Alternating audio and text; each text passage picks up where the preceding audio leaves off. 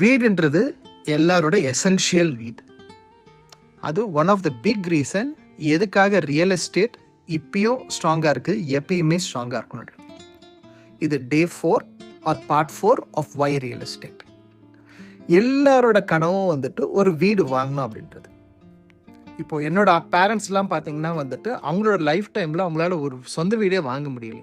But I been fortunate. நான் வந்துட்டு பல வீடு வாங்கியிருக்கேன்.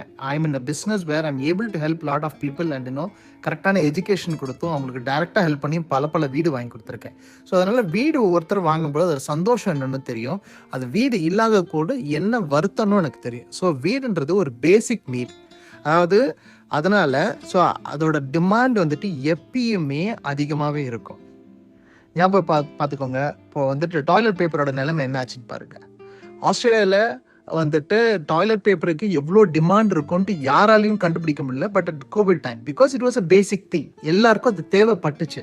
ஸோ அதனால people are ready to pay extra. அதுக்காக அடிச்சுக்கிட்டாங்க, முடிச்சுக்கிட்டாங்க. அதே மாதிரி தான் இன் சம் வே வீடு வந்துட்டு ஒரு பேசிக் நீட்ன்றதுனால உங்களுக்கு லாங் டேர்ம் வந்துட்டு உங்களுக்கு அதோட டிமாண்ட் இருக்கும். எப்பயுமே ஒரு பொருளுக்கு நல்ல டிமாண்ட் இருந்ததுன்னா அதுக்கு வந்துட்டு விலை உயரத்துக்கு சான்ஸ் அதிகமாகவும் இருக்குது, ரெண்டும் நல்லா வர சான்ஸ் இருக்குது. தேங்க்யூ. நாளைக்கு இன்னொரு வீடியோவில் பார்ப்போம்.